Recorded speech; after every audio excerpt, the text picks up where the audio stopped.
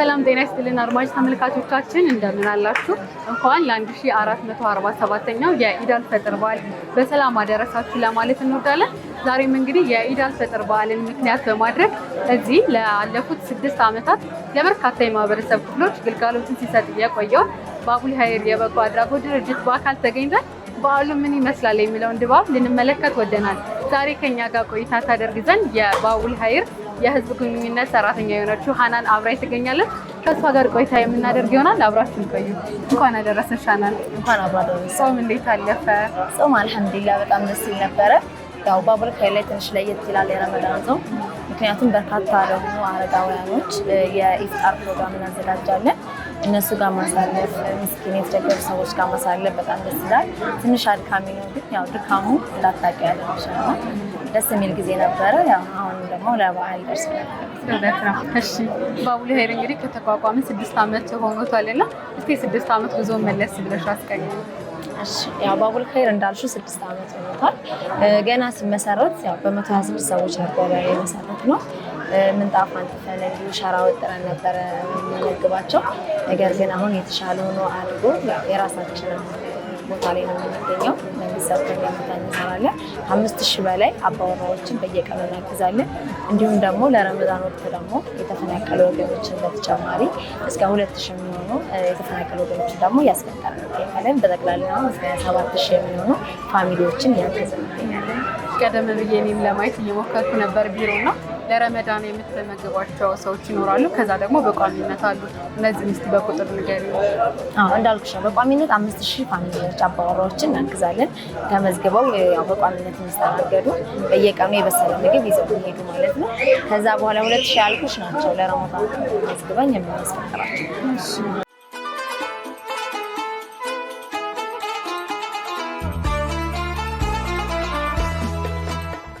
መቼም እንግዲህ በርካታ ሰዎችን ግልጋሎት እየሰጣችሁ ነውና ከዛ ባሻገር ስራ ከመፍጠር አንፃርስ ምን አይነት ስራዎች ሰርቷል ባቡል ኸይር?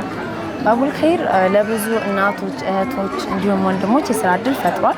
ያው 80% የባቡል ኸይር ሰራተኞች ሴቶች ናቸው።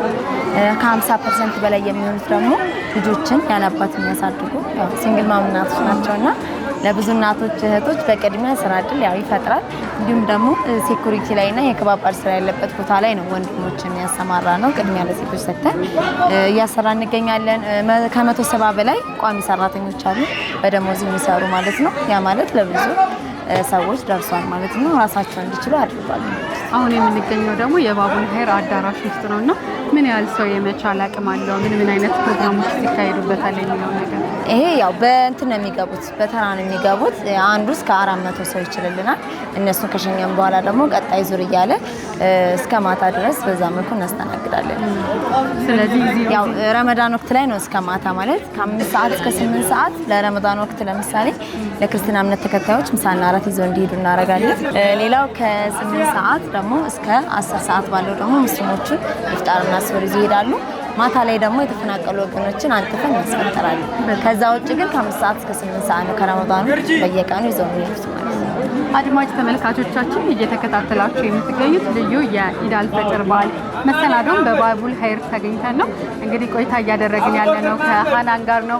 አሁን ደግሞ የተለያዩ ክፍሎችን ዞር ዞር እያለን እየጎበኘን ወደ እናንተ የምናደርስ ይሆናል። አብራችሁን ቆዩ።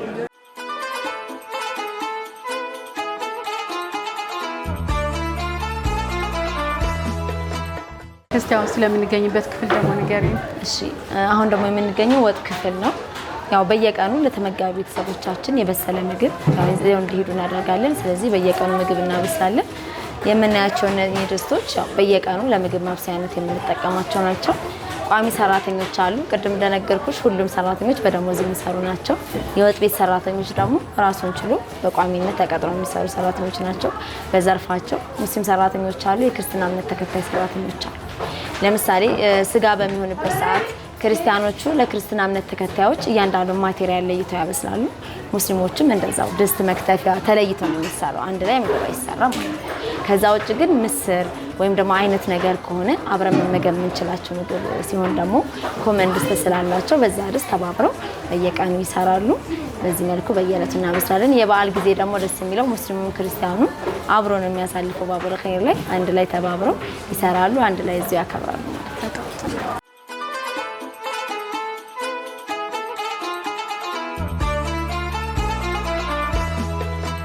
አሁን ስለምንገኝበት ቦታ ደግሞ ሲንገሪ። እሺ አሁን ደግሞ የምንገኘው የእቃ እጥበት የምናከናውንበት ቦታ ነው። እቃ ቤታችን ነው። ሁሉም ተመጋቢ ቤተሰቦቻችን የተመዘገቡ ናቸው። በነገራችን ላይ ሁሉም ሚል ካርድ አላቸው ወይም ባጅ አላቸው። እሱም ባጅና የተሰጡትን ምሳቃ ይዞ የመምጣት የነሱ ሪስፖንሲቢሊቲ። ስለዚህ በር ላይ አቴንዳንስ ስቲከሮች አሉ።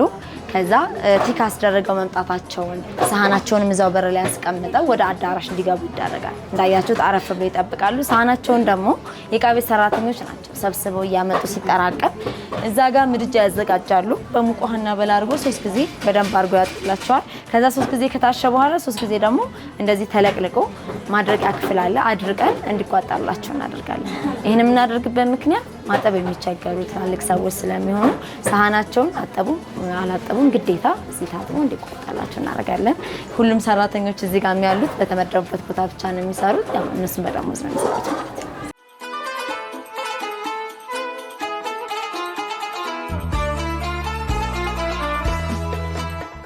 ይሄ ደግሞ እንጀራ ቤታችን ነው። ያው እንጀራ እዚሁ ነው የምንጋግረው። ምክንያቱም ውጭ ብንገዛ ያለው ነገር ደስ አይልም። እንደገና ከጤናማ አንፃር ከኮስትም አንፃር ጥሩ ስለማይሆን እዚሁ ነው የምናስጋግረው። ለእህቶች የስራ እድል ፈጥረን ነው እዚሁ በቋሚነት ተቀጥረው የሚሰሩት። 24 ሰዓት እንጀራ ይጋገራል በቋሚነት። ቋሚ ሰራተኞች ያው በሽፍት አላቸው። አሁንም የወጣት ሽፍቶች ይሄንን እንጀራ ጋግረው ደግሞ የከሰዓት ሽፍቶች ገብተው ደግሞ እነሱ ደግሞ እስከ ማታ እንዲሁም ደግሞ የሌሊት አለ 24 ሰዓት እንጀራ ይጋገራል ማለት ነው። በዛ መልኩ እየተቀያየሩ ይጋግራሉ። በዚህ መልኩ እንዲቋጠርላቸው እናደርጋለን ማለት ነው። ሌላው ጎብኚዎች ሲመጡ የሚዝናኑበት ነገር ነው። አንድ እንጀራ ጋግረው ለአንድ እንጀራ 100 ብር ከፍለው ይሄዳሉ። ያ 100 ብር እንደ ጊፍትም ነው ማለት እንደ ዶኔሽንም ነው እንደ መዝናኛም ነውና ሰዎችም መተው ባቡል ኸይርን ጎብኝተው አንድ እንጀራ ጋግረው መሄድ ይችላሉ።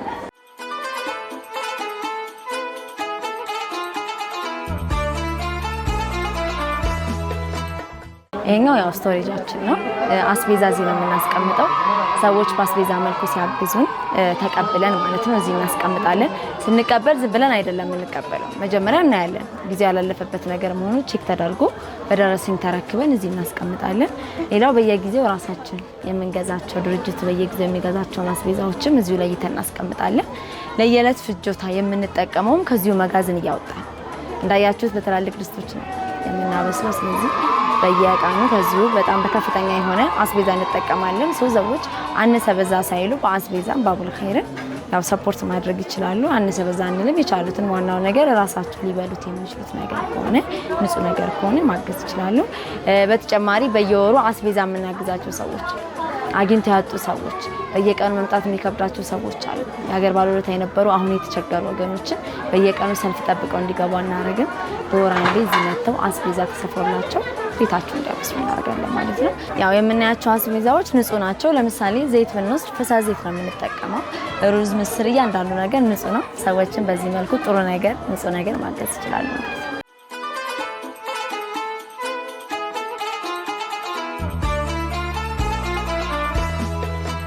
አሁን ያው የምንገኘው የአልባሳት ክፍል ውስጥ ነው። ሰዎች ለባቡል ኸይር አልባሳቶችን ሲያመጡልን እንደዚህ የተለበሱ ሊሆኑ ይችላሉ፣ አዳዲስ ልብሶች ሊሆኑ ይችላሉ። ሲያመጡልን የመጀመሪያ ስራችን እዚህ ያስገብተን አልባሳቶችን ማየትና መለየት ነው። ለምሳሌ ንጹህ ሊለበስ የሚችል ከሆነ ብቻ ነው አጣጥፈን የምናስቀምጠው። የተቀዳደረ ልብስ ለተመጋቢ ቤተሰቦቻችን አንሰጥም። ንጹህ የሆኑት ብቻ ተቀምጠው ተጣጥፈው በስነ ስርዓት ይቀመጡና ለድርጅቱ ተመጋቢዎች በዋናነት እንሰጣለን። በሁለተኛ ደረጃ ደግሞ ለተፈናቀሉ ወገኖች በጦርነት በተፈጥሮ አደጋ ምክንያት ብዙ መፈናቀሎች ስላሉ የአልባሳት ድጋፍ እናደርጋለን። ለዩኒቨርሲቲ ተማሪዎችም ስፔሻሊ ደግሞ የኛ የምናግዛቸው እናት አባቶች ልጆቻቸውን ወደ ዩኒቨርሲቲ በሚልኩበት ሰዓት ማለት ነው እዚህ መጥተው ሻንጣ፣ ብርድ ልብስ፣ አንሶላና የአልባሳት ድጋፍ እንዲያገኙ እናደርጋለን። ግራጁዌት በሚያደርጉበት ሰዓት ደግሞ የተለያዩ የኦኬዥናል ቀሚሶችን፣ ሂል ጫማዎችን፣ ለወንዶች ደግሞ ሱፎችን፣ ጫማዎችን እንዲወስዱ እናደርጋለን። ሌላው መንግስት ሰራተኛ ሆኖ ብዙ ቤተሰብ ያለው አነስተኛ ደሞዝ የሚከፈለው ከሆነ ደብዳቤ ጽፎ በመምጣት የአልባሳት ድጋፍ እዚሁ ከባቡል ኸይር ማግኘት ይችላል። በተመሳሳይ መልኩ እዚህ ጋር የምናያቸው ሰርግ አልባሳቶች ተከራይተው መጋባት ለሚቸገሩ ተጋቢዎች በነፃ ነው የምንሰጠው። ነፃ ተጠቅመውበት ፕሮግራማቸውን ሲጨርሱ ይመልሳሉ። መከራይ ለሚችሉት ደግሞ እያከራየ ገቢውን ለባቡል ኸይር እናደርጋለን ማለት ነው። ልብስ ቤታችን ባጭሩ ይሄንን ይመስላል።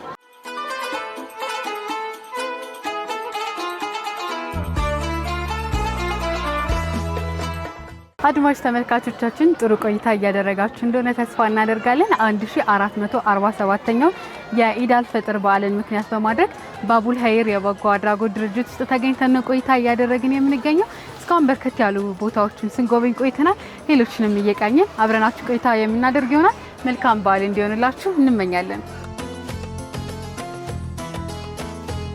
እንደዚህ አይነት አጫጭር ኮርሶችን ስልጠና በመስጠት ደግሞ ለበርካታ የማህበረሰብ ክፍል ተደራሽ ይሆናሉ ማለት ነው። ምን አይነት ስልጠናዎችን ይሰጣሉ? ከሀናን አንደበት የምንሰማ ይሆናል።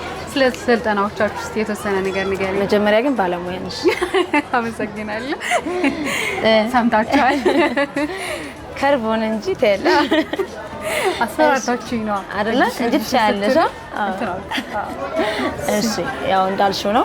የተለያዩ ስልጠናዎችን እንሰጣለን። የልብስ ስፌት ስልጠና እዚህም ቃሊቲም ብራንች አለን፣ አቃቂ ቃሊቲ። እዛ በተጨማሪ የልብስ ስፌት ከዚህ በተሻለ ሁኔታ ይሰጣል፣ ምክንያቱም ሰፊ ነው።